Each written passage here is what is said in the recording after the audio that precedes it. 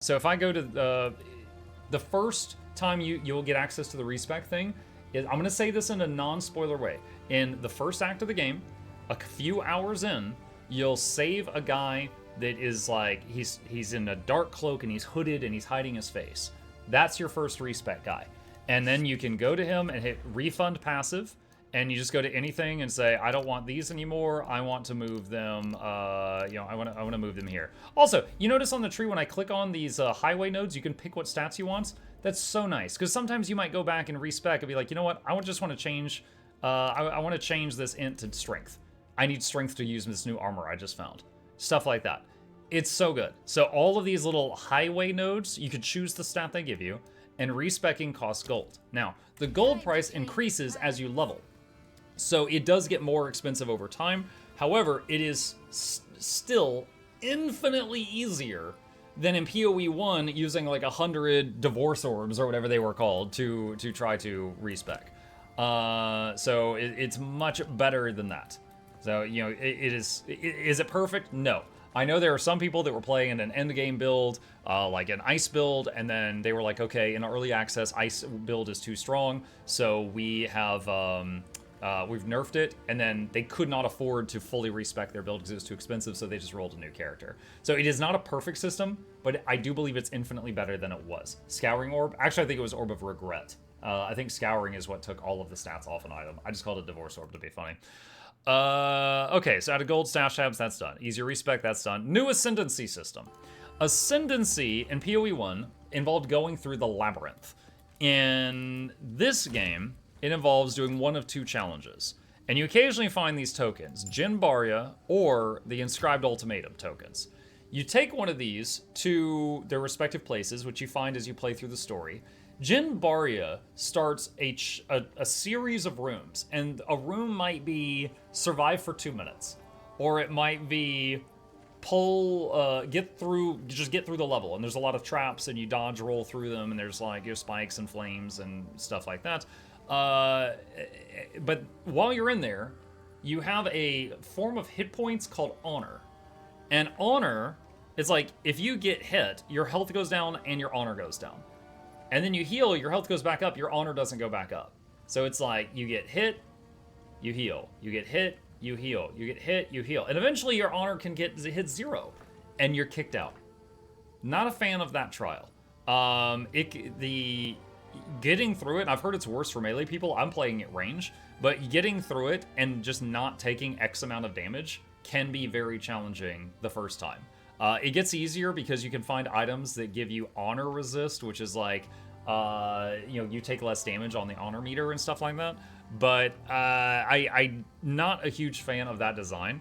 But there is almost like a roguelike because you go through it and you occasionally find random buffs and debuffs. And I got really lucky. When I was doing my third trial, I was at the second to last room. I was like room 29 out of 30. And I was like, I've been here for 45 minutes. I've gotten like no XP. I really hope I kill this because otherwise I'm going to be very sad because I would have gotten nothing done. And I got a random buff that made you invulnerable for one room. And I had only one room left. So on the final boss, I was invuln because I rolled that random buff. And then I just went in there and just unga-bunged and got him dead and finished it. And I'm like, great, I'm never coming back here. The other one, the Ultimatum Trial, is like the ultimatums from PoE 1. So it'd be like, this one says Trials 4, so there'd be 4 rooms, and, in each room, you will do an ultimatum from PoE 1. You will, you will get a piece of loot, and you will give the enemy some sort of buff that gives you a worse chance, and then you win. And then you do that 4 times, and the debuffs carry over, so the last room has 4 debuffs that you've chosen. And if you beat the final boss, then you beat it, and then you get your ascendancy points. So you get to choose which of these you do. That's what I've seen so far. And it gets larger. Like, the Jin Barya, one trial is 1 floor, so that might be 10 rooms. The ultimatum 4 trials is just 4 little ultimatums, so the ultimatum one is a bit faster. But you notice, like, on the 3rd line of text here, it says completing this trial will not grant you additional ascendancy skill points. So right now I have 6 ascendancy skill points, and I need to find a higher level trial token to get get my next few points. I have 6 points out of, I believe, 8 right now. Okay, so that's how the ascendancies work. Ultimatum's fine, I think. They're both a bit time consuming. I think the Genbaria one with like the whole honor system, if it were me, I'd get rid of it. Like, it's challenging without dealing with the honor thing. The honor thing just makes it annoying. But okay, moving on. TP no longer takes TP scrolls. This button right here makes TP. So I finished this this map a little while ago. I'm gonna go in here. So all you do is we got a few little mobs here. You click this button, and your person just goes boop and makes a portal, and then you can jump right through it. And there's no scrolls at all. There is identify scrolls, but remember, there is someone in your town after... Oh, I didn't mention this, actually. The hooded guy, that's your respec guy that you meet like an hour or two into the game, he identifies everything in your inventory. He has the Deckard Cain mechanic from Diablo 1, 2, 3, and 4. He will ID everything in your bag if you wish for him to do so. So right now, I am in my hideout near the end of the game, and I've got someone here that'll do that. But... yeah, you'll get someone who could just ID everything for free, but you also have scrolls as well if you wish to use them just to ID something really quickly on the go. Charms for belts. So here's my belt. These are charms that you put on your belt. Most of what you see right here, let's put that away. Most of what you see down here are charms. So this charm makes me immune to being stunned when I get stunned. And it uses up 32 out of 80 charges when it's used, and then it has to recharge. And it gains charges by clicking on a well or by killing monsters. So just like potions. Just like potions. So I can swap this out too. I've got an immune to freeze one. I've got a immune to ignite. You take less damage from chaos. You're immune to slow, immune to shock, immune to poison, immune to bleeding. Yeah, and so on and so on. So essentially, right now I've only got one charm slot. But if something, I'm finding on a level and clearly everything there is using cold or fire or something, I can swap out that charm and my chances significantly go up.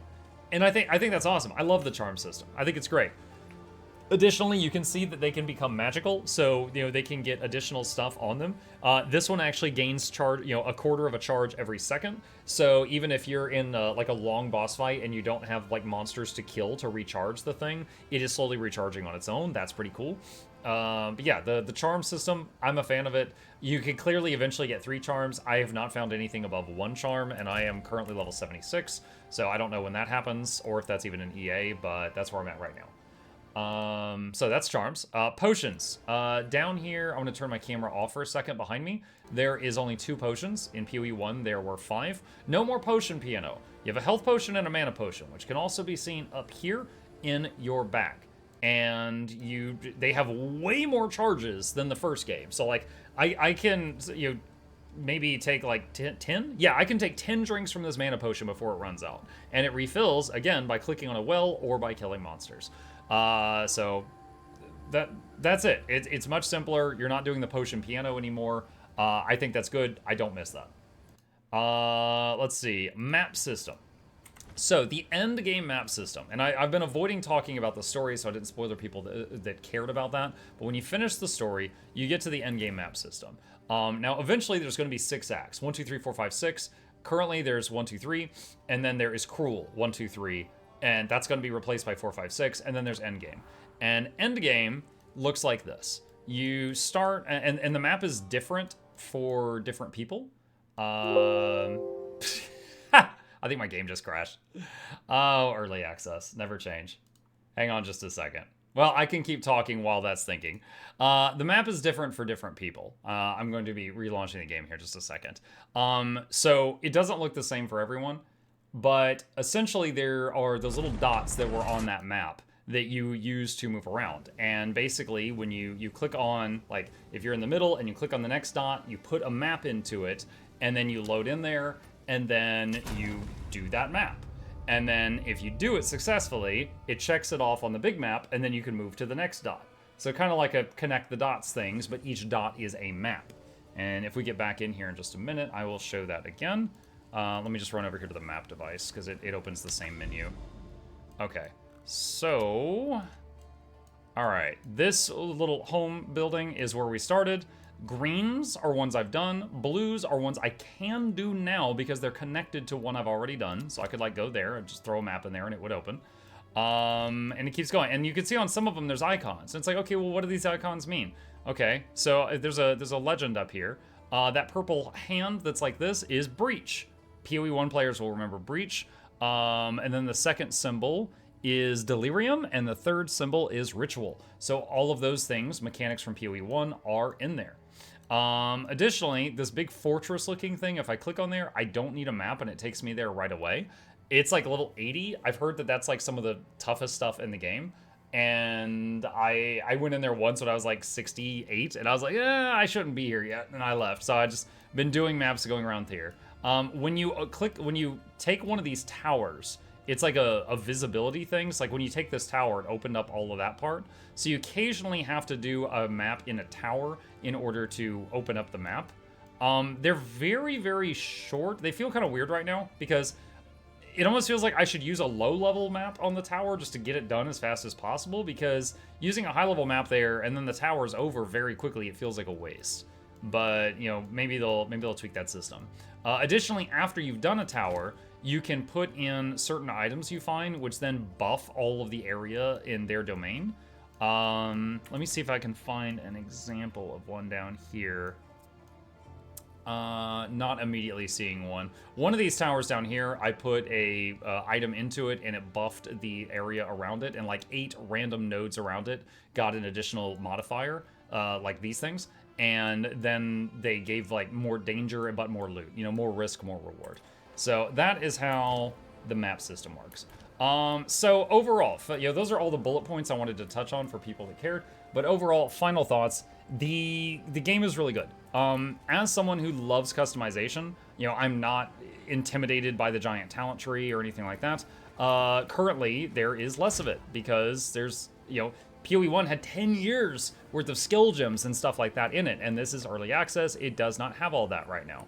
So, you know, like going in here, and there's only so many ways you can do this stuff right now, so I miss that customization. However, I see you, Neoff. However, the active blocking, the dodging, the WASD movement, the less loot explosions and getting less but more meaningful loot and having less but more dangerous enemies, I'm totally okay with that. So like right now, I think I would actively say that I enjoy PoE1 and PoE2.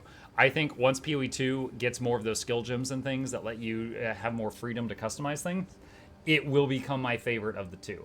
Still enjoy it greatly, and if you are thinking about, and you're like, oh, well, I've played PoE1, would I enjoy PoE2? I think you probably would.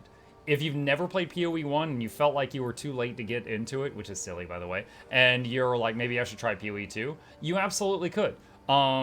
Just know that, you know, it is a game where occasionally the boss pops you, okay? Just know that that happens and learn from it. You know, and this is somewhat embarrassing. My first death was at level 2 in this, and I have 1,700 hours in Path of Exile. There was a little dungeon right outside of town, and I went in there, and the final boss of it was this big worm, and he had an attack that I failed to dodge, and it killed me in one hit from full health. And I'm like, okay, when he glows green, I need to dodge. Went back, killed him on the next attempt. So some of the monsters, even in the early game, will have like one move that's, you know, pretty choreographed, and if you fail to avoid it, it freaking hurts. It really hurts. So, you know, the best defense is to not get hit. You know, you can, you know, get a big shield like I did, you can get a lot of armor, get energy shield, whatever, but it really, really helps if you just get out of the way. You failed the mechanic, I failed the mechanic.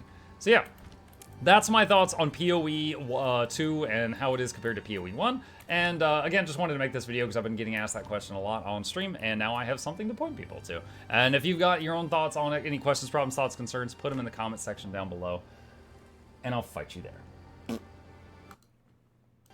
There we go. All right, it's done. I have something that I can throw on the YouTube. Just gotta make a thumbnail for it. Easy. All right, let me unpause the alerts. Let's see what happens. Copper. Oh, hey, look at that. Yeah, dude, I had paused the alerts when I started talking, and that's the only thing in the queue.